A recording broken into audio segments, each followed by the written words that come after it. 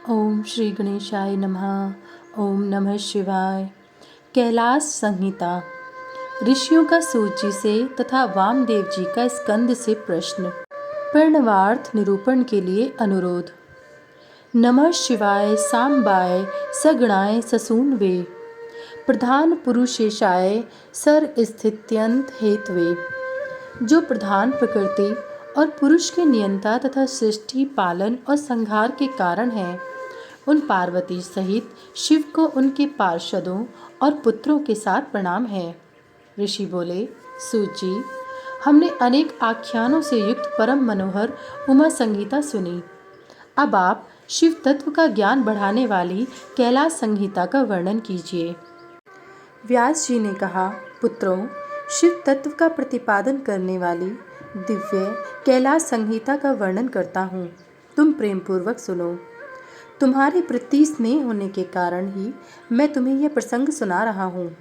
इतना कहकर व्यास जी ने काशी में मुनियों के तथा सूची के संवाद, व्यास मुनि संवाद, शिव पार्वती संवाद, शिवजी के द्वारा पार्वती के प्रति संन्यास पद्धति, संन्यासाचार, संन्यास मंडल, संन्यास पद्धति न्यास, वर्ण पूजन, प्रणवार्थ पद्धति आदि प्रसंगों का वर्णन करके पुनः ऋषिगण तथा सूची के मिलन एवं संवाद की अवतारणा करते हुए सूची के प्रति ऋषियों के प्रश्न का यह वर्णन किया।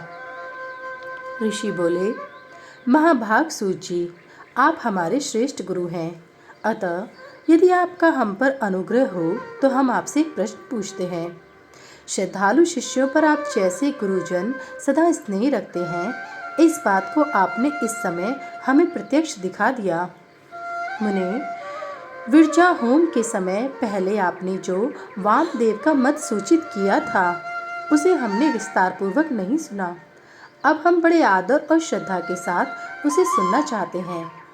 कृपा सिंधु, आप प्रसन्नता पूर्वक उसका वर्णन करें।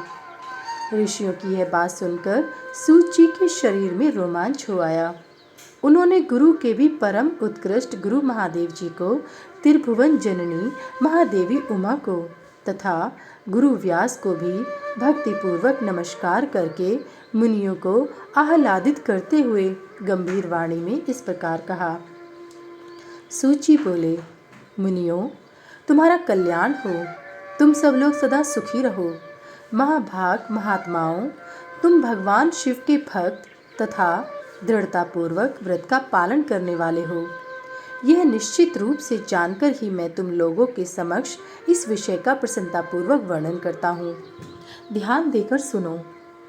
पूर्व काल के रथंतर कल्प में महामुनि वामदेव माता के गर्भ से बाहर निकलते ही शिव तत्व के ज्ञाताओं में सर्वश्रेष्ठ माने जाने लगे। वे वेदों, आगमों, पुराणों तथा अन्य सब शास्त्रों के भी तात्विक अर्थ को जानने वाले थे। देवता, असुर तथा मनुष्य आदि जीवों के जन्म कर्मों का उन्हें भली भांति ज्ञान था। उनका संपूर्ण अंग भस्म लगाने से उज्जवल दिखाई देता था। उनके मस्तक पर जटाओं का समूह शोभा देता था। वे किसी के आश्रित नहीं थे। उनके मन में किसी वस्तु की इच्छा नहीं थी। वे शीत उष्ण आदि द्वंद्वों से परे तथा अहंकार शून्य थे। वे दिगंबर, महाज्ञानी, महात्मा, दूसरे महेश्वर के समान जान पड़ते थे। उन्हीं के जैसे स्वभाव वाले बड़े बड़े मुनि शिष्य होकर उन्हें घेरे रहते थे।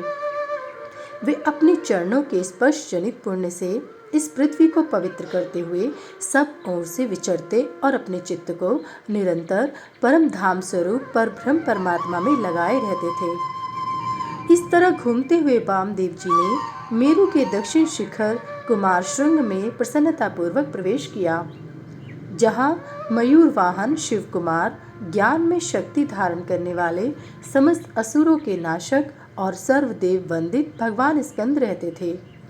उनके साथ उनकी शक्तिभूता गजावल्ली भी थी। वहीं स्कंद सर के नाम से प्रसिद्ध एक सरोवर था, जो समुद्र के समान अगाध एवं विशाल दिखाई देता था। उसका जल ठंडा और स्वादिष्ट था। वह सरोवर स्वच्छ, अगाध एवं बहुत जलराशि से पूर्ण था। उसमें संपूर्ण आश्चर्यजनक गुण विद्यमान थे।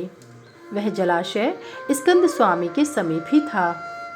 महामुनि वामदेव ने शिष्यों के साथ उसमें स्नान करके शिखर पर बैठे हुए मुनिवृंद सेवित कुमार का दर्शन किया। वे उगते हुए सूर्य के समान तेजस्वी थे। मोर उनका श्रेष्ठ वाहन था। उनकी 4 भुजाएं थी। सभी अंगों से उदारता सूचित होती थी। मुकुट आदि उनकी शोभा बढ़ा रहे थे। रत्नभूत 2 शक्तियां उनकी उपासना करती थी। उन्होंने अपने 4 हाथों में क्रमश शक्ति, कुक्कुट, वर और अभय धारण कर रखे थे। स्कंद का दर्शन और पूजन करके उन मुनीश्वर ने बड़ी भक्ति से उनका स्तवन आरंभ किया। वामदेव बोले, जो प्रणव के वाच्यार्थ, प्रणवार्थ के प्रतिपादक, प्रणवाक्षर रूप बीज से युक्त तथा प्रणव रूप हैं, उन आप स्वामी कार्तिकेय को बारंबार नमस्कार है। वेदांत के अर्थभूत ब्रह्म ही जिनका स्वरूप है, जो वेदांत का अर्थ करते हैं, वेदांत के अर्थ को जानते हैं और नित्य विदित हैं, उन स्कंद स्वामी को बारंबार नमस्कार है। समस्त प्राणियों की हृदय गुफा में प्रतिष्ठित गुहे को नमस्कार है। जो स्वयं गुहे हैं, जिनका रूप गुहे है तथा जो गुहे शास्त्रों के ज्ञाता हैं, उन स्वामी कार्तिकेय को नमस्कार है। प्रभु, आप अणु से भी अत्यंत अणु और महान से भी परम महान हैं।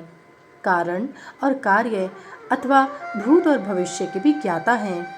आप परमात्मा स्वरूप को नमस्कार है। आप स्कंद माता के गर्भ से च्युत हैं। स्कंदन गर्भ से स्खलन ही आपका रूप है। आप सूर्य और अरुण के समान तेजस्वी हैं। परिजात की माला से सुशोभित मुकुट आदि धारण करने वाले आप स्कंद स्वामी को सदा नमस्कार है। आप शिव के शिष्य और पुत्र हैं। शिव कल्याण देने वाले हैं, शिव को प्रिय हैं तथा शिवा और शिव के लिए आनंद की निधि हैं। आपको नमस्कार है। आप गंगा जी के बालक, कृतिकाओं के कुमार, भगवती उमा के पुत्र तथा सरकंडों के वन में शयन करने वाले हैं। आप महाबुद्धिमान देवता को नमस्कार है। षणक्षर मंत्र आपका शरीर है। आप 6 प्रकार के अर्थ का विधान करने वाले हैं। आपका रूप 6 मार्गों से परे है। आप षणानन को बारंबार नमस्कार है। द्वादशात्मन आपके 12 विशाल नेत्र हैं और 12 उठी हुई भुजाएं हैं। उन भुजाओं में आप 12 आयुध धारण करते हैं। आपको नमस्कार है। आप चतुर्भुज रूपधारी, शांत तथा 4 भुजाओं में क्रमश शक्ति, कुक्कुट, वर और अभय धारण करते हैं। आप असुर विदारण देव को नमस्कार है। आपका वक्ष स्थल गजावल्ली के कुचों में लगे हुए कुमकुम से अंकित है। अपने छोटे भाई गणेश जी की आनंदमयी महिमा सुनकर आप मन ही मन आनंदित होते हैं। आपको नमस्कार है। ब्रह्मा आदि देवता, मुनि और किन्नर गणों से गाई जाने वाली गाथा विशेष के द्वारा जिनके पवित्र कीर्ति धाम का चिंतन किया जाता है, उन आप स्कंद को नमस्कार है। देवताओं के निर्मल किरीट को विभूषित करने वाली पुष्प मालाओं से आपके मनोहर चरणार विंदों की पूजा की जाती है। आपको नमस्कार है। जो वामदेव द्वारा वर्णित इस दिव्य स्कंद शोध का पाठ या श्रवण करता है, वह परम गति को प्राप्त होता है। यह श्रोत्र बुद्धि को बढ़ाने वाला, शिव भक्ति की वृद्धि करने वाला, आयु, आरोग्य तथा धन की प्राप्ति कराने वाला है और सदा संपूर्ण अभिष्ट को देने वाला है। वामदेव ने इस प्रकार देव सेनापति भगवान स्कंद की स्तुति करके 3 बार उनकी परिक्रमा की और पृथ्वी पर दंड की भांति गिरकर नतमस्तक हो बारंबार साष्टांग प्रणाम और परिक्रमा करने के अनंतर वे विनीत भाव से उनके पास खड़े हो गए। वामदेव जी के द्वारा किए गए इस परमार्थपूर्ण श्रोत्र को सुनकर महेश्वर पुत्र भगवान स्कंद बड़े प्रसन्न हुए। उस समय वे महासेन वामदेव जी से बोले, मुने, मैं तुम्हारी की हुई पूजा, स्तुति और भक्ति से तुम पर बहुत प्रसन्न हूँ। तुम्हारा कल्याण हो। आज मैं तुम्हारा कौन सा प्रिय कार्य सिद्ध करूं? तुम योगियों में प्रधान, सर्वथा परिपूर्ण और निष्प्रय हो। इस जगत में कोई ऐसी वस्तु नहीं है जिसके लिए तुम जैसे वीतराग महर्षि याचना करें। तथापि धर्म की रक्षा और संपूर्ण जगत पर अनुग्रह करने के लिए तुम जैसे साधु संत भूतल पर विचरते रहते हैं। ब्राह्मण, यदि इस समय मुझसे कुछ सुनना हो तो कहो, मैं लोक पर अनुग्रह करने के लिए इस विषय का वर्णन करूंगा। स्कंद की यह बात सुनकर महामुनि वामदेव ने विनयावनत हो मेघ के समान गंभीर वाणी में कहा। वामदेव बोले, भगवान, आप परमेश्वर हैं, अलौकिक और लौकिक सब प्रकार की विभूतियों के दाता हैं, सर्वज्ञ, सर्वकर्ता, संपूर्ण शक्तियों को धारण करने वाले और सबके स्वामी हैं। हम साधारण जीव हैं। आप परमेश्वर के समीप बोलने की शक्ति या बात करने की योग्यता हमें नहीं है, तथापि यह आपका अनुग्रह है कि आप मुझसे बात करते हैं। महाप्राग, मैं कृतार्थ हूँ। कण मात्र विज्ञान से प्रेरित हो आपके समक्ष अपना प्रश्न रख रहा हूँ। मेरे इस अपराध को आप क्षमा करेंगे। प्रणव सबसे उत्तम मंत्र है। वह साक्षात परमेश्वर का वाचक है। पशुओं जीवों के पाश बंधन को छुड़ाने वाले भगवान पशुपति ही उसके वाच्यार्थ है। ओम मितीदम सर्वम। ओंकार ही यह प्रत्यक्ष दिखने वाला समस्त जगत है। यह सनातन श्रुति का कथन है। ओमिति ब्रह्म, अर्थात ओम यह ब्रह्म है तथा सर्वहोतृत ब्रह्म, यह सबका सब ब्रह्म ही है, इत्यादि बातें भी श्रुतियों द्वारा कही गई हैं। इस प्रकार मैंने समष्टि तथा व्यष्टि भाव से प्रणवार्थ का श्रवण किया है। तात्पर्य यह है कि समष्टि और व्यष्टि सभी पदार्थ प्रणव के ही अर्थ हैं। प्रणव के द्वारा सबका प्रतिपादन होता है। यह बात मैंने सुन रखी है। महासेन, मुझे कभी आप जैसा गुरु नहीं मिला है, अतः कृपा करके आप प्रणव के अर्थ का प्रतिपादन कीजिए।